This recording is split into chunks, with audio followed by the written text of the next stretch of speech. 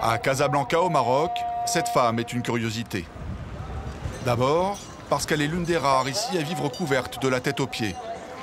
Ensuite, parce que son domicile est surveillé en permanence par 2 policiers en civil. Ils notent toutes ses allées et venues. Pour le royaume du Maroc, Fatia Medjati pourrait être une femme dangereuse. Elle prône un islam radical et elle cultive l'image d'Al-Qaïda. Qu'est-ce que vous avez sur votre portable? J'ai mis la photo du chef Oussama Ben Laden. Il y a des gens qui mettent des chanteurs, des acteurs, leurs enfants. Moi, j'ai préféré mettre la photo du chef Oussama Ben Laden. Il représente pour nous la dignité, le courage et il veut faire beaucoup de bien pour les musulmans. Fatia Medjati se fait appeler la veuve noire d'Al-Qaïda. Son mari était un terroriste présumé, Karim Medjati. Les autorités le soupçonnent d'avoir été le cerveau de plusieurs attentats, dont ceux de Madrid en 2004. Des bombes qui ont explosé dans des trains et qui ont fait près de 200 morts. Depuis, son mari est décédé. Et alors que tous ceux qui se revendiquent d'Al-Qaïda se cachent, elle vit en plein jour à Casablanca. Parfois, elle profère des menaces contre les ennemis de Ben Laden. Comme l'an dernier, à la une du Parisien, où elle déclare « La France sera bientôt punie car elle a des troupes en Afghanistan ». Mais les experts ne pensent pas qu'elle ait un rôle quelconque au sein de l'organisation terroriste. Alors, qui est vraiment cette femme qui, il y a une quinzaine d'années, portait jupe et talons hauts?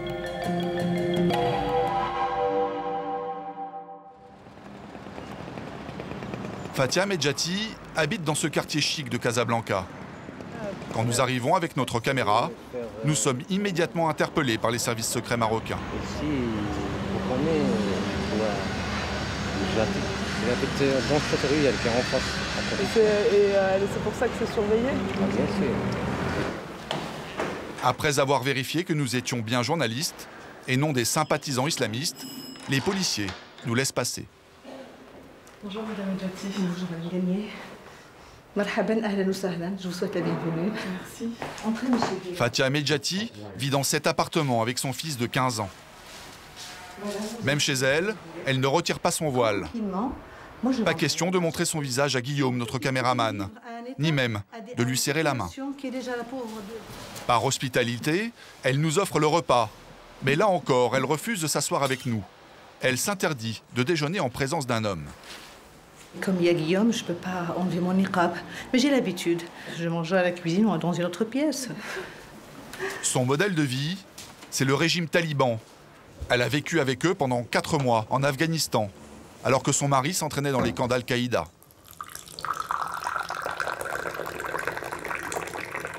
J'ai de la sympathie pour les talibans. Ça déplaît, ce que je dis déplaît aux Occidentaux. Mais j'ai beaucoup d'amour et beaucoup d'admiration pour les talibans. Je voudrais revenir vivre chez eux.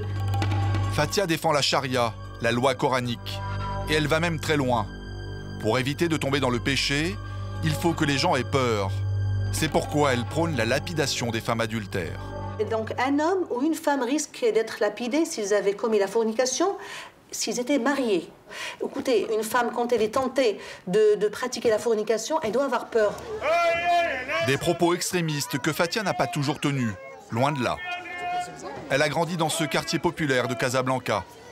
Sa famille a toujours pratiqué un islam modéré, pas de voile pour les femmes. Dans sa jeunesse, ses parents font tout pour l'émanciper. Ils l'inscrivent dans cette fac de droit d'où elle sortira même major de promotion et la laisse vivre comme une étudiante moderne. Elle fait la fête et s'habille à l'européenne. Je portais des tailleurs, je portais des jeans, je portais des espadrilles, je portais des sandales. Ce que porterait toute Française en allant à la fac. Vous étiez maquillée? Oui, légèrement. Écoutez, j'étais une jeune femme occidentalisée. Pas de regret quand vous voyez cette femme? Non, pas du tout. Je me sens plus libre maintenant. Ça vous paraît bizarre, mais je me sens 1000 fois plus libre maintenant. Mes vêtements sont amples, sont confortables. Alors qu'avant, j'étais esclave de la mode et j'étais parfois obligée de porter des vêtements qui me faisaient mal, mais je les tolérais parce qu'il fallait, soi-disant, être belle et élégante.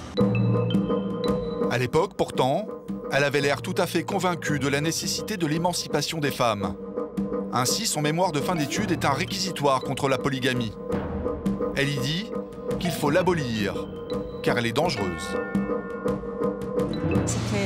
quelque chose qu'il fallait abolir, purement et simplement, alors que maintenant, je défends la polygamie. Je la défends vraiment de façon très très forte. Si elle la défend, c'est qu'elle pense aujourd'hui que les hommes sont naturellement polygames et qu'il vaut mieux, comme le prévoit l'islam, les autoriser officiellement à avoir plusieurs femmes. De sa vie d'avant, Fatia n'a rien gardé, ni photos, ni amis. Ils se sont éloignés quand elle s'est radicalisée. Aujourd'hui, son nom fait peur. Il est associé au terrorisme et à Al-Qaïda. Seul un de ses anciens employeurs, cet avocat français installé au Maroc, a bien voulu nous rencontrer. Fatia a été stagiaire dans son cabinet. À l'époque, c'était une très belle femme, très, comment dirais-je, très affranchie. Et elle faisait sa prière? Jamais. Je n'ai jamais vu faire sa prière. Et... Je ne dis pas qu'elle ne la faisait pas, mais je ne l'ai jamais vu faire sa prière. Et à l'époque, de la manière dont elle se comportait, je pense que ça n'était pas sa préoccupation. Son destin va basculer quelques mois plus tard. Juste après ce stage, elle décroche une bourse pour étudier le droit à Paris, son rêve. Mais cette année-là, la première guerre du Golfe éclate. Pour elle, c'est une guerre injuste, une croisade des Occidentaux contre les musulmans. Elle remet tout en cause. Après les bombardements de Bagdad et tout ça, j'ai vécu vraiment ce que j'appelle une crise identitaire. L'Occident que j'admirais m'a déçue. Alors bon, j'ai commencé vraiment à faire des recherches au fond de moi-même et je suis devenue musulmane par conviction. C'est à ce moment-là qu'elle va se radicaliser. Elle a 30 ans.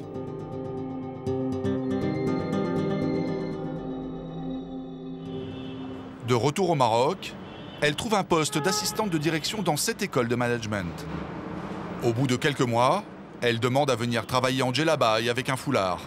Son employeur refuse, elle démissionne.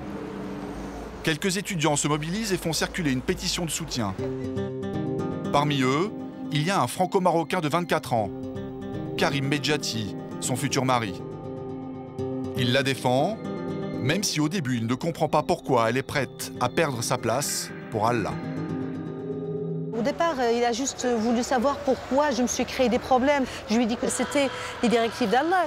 Comme il ne lisait pas très bien l'arabe, je lui ai emmené une traduction des sens du Coran. Il a lu et c'est pas, il est tombé amoureux de moi, il est tombé amoureux de l'islam d'abord. Puis après, bon, Dieu a voulu qu'on soit unis par le mariage. Fatia et Karim, ensemble, vont devenir des combattants de Dieu, des djihadistes. Pourtant, lui non plus, rien ne le prédestinait à cela. Son père est marocain, sa mère française. Il a fait toute sa scolarité au lycée français. Il parle à peine arabe et ne connaît rien au Coran. Pourtant, en 1992, un an seulement après leur mariage, Karim Medjati part combattre avec les musulmans bosniaques. Il se laisse pousser la barbe et multiplie les allers-retours dans le monde entier. Europe, États-Unis, Pakistan, Afghanistan. Il devient un soldat d'Al-Qaïda. Son père, installé dans ce quartier huppé près de Casablanca, refuse de rencontrer les journalistes. Mais nous avons pu le joindre par téléphone. Il dit n'avoir rien su de ses activités de djihadiste. J'ignore ce qu'il a fait, j'ignore quelles sont les personnes qu'il a fréquentées, et j'ignore ce qu'il avait dans la tête. Tout ce que je sais, c'est que quand je le voyais, c'était toujours la même personne, modérée, qui n'a jamais discuté avec moi ni de la religion, ni de la politique. Quand il a mis la barbe, il m'a dit qu'il avait un peu de l'acné. La barbe, je ne sais pas s'il a laissé pousser pour la religion ou hors de la religion, je n'en sais rien. En 2001, ils entrent dans la clandestinité. Karim embarque toute sa famille en Afghanistan. Fatia et les 2 enfants qu'ils ont eus. Elias, 7 ans, et Adam, 8 ans. Ils vont vivre avec Al-Qaïda. Karim s'entraîne dans des camps de l'organisation terroriste. Il devient un expert en explosifs. Fatia s'occupe de la famille à Kandahar, au Pakistan. Une Une période dont elle parle avec nostalgie. On a logé dans les maisons d'Al-Qaïda. J'ai vécu les bombardements jour et nuit. Chaque fois qu'il y avait un danger, ils venaient nous transporter avec eux. Donc on changeait de village. Ils nous ont sortis de l'Afghanistan. Je ne garde de cette période-là que de bons souvenirs. Des bons souvenirs, des propos à peine croyables pour cette mère de famille qui amène ses enfants sous les bombes et qui accompagne son mari à travers le monde pour semer la terreur. Les services secrets occidentaux accusent Karim d'être le cerveau d'attentats à Casablanca et Riyad en 2003. Puis l'année suivante à Madrid.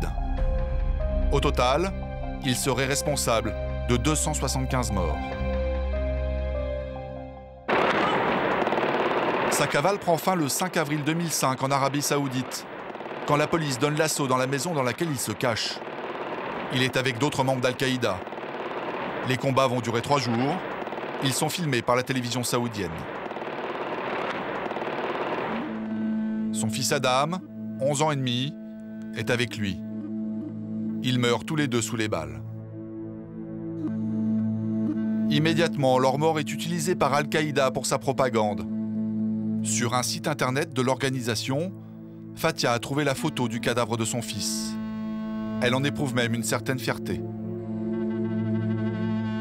Écrit en arabe en haut, en mémoire de nos martyrs, dans la bataille de Ras. Et en bas, c'est écrit Adam el-Mijati.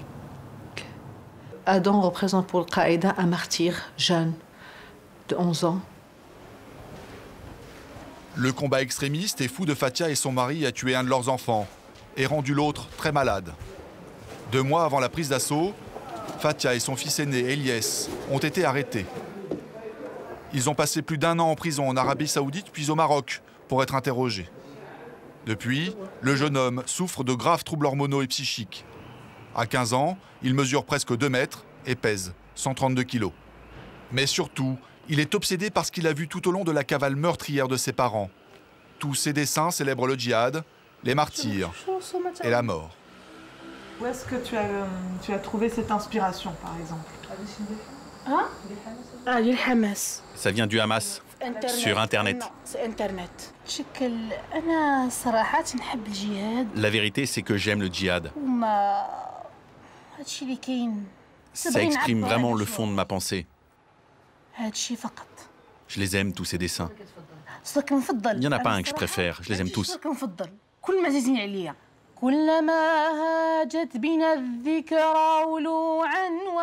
Les chansons préférées d'Eliès, ce sont des chants islamistes qu'il connaît par cœur. Il vit seul avec sa mère, ne va pas en classe et n'a pas d'amis. Seul un psychiatre le suit. L'enfant du djihad paie cher les choix de ses parents. Mais sa mère assume tout. Est-ce que ça vous arrive d'avoir des regrets? Malgré toutes ces difficultés, je ne regrette rien. S'il faut payer pour ça, je paye. Mais je ne suis pas du tout en mesure, je ne peux pas imaginer que je vais redevenir comme avant. Vous savez, j'ai goûté aux 2 situations. Je préfère celle-ci, malgré le prix fort payé. Aujourd'hui, Fatia dit vivre de la solidarité familiale et ne pas toucher un sou d'Al-Qaïda. Même si elle n'est plus en contact avec l'organisation, elle continue à être surveillée de très près.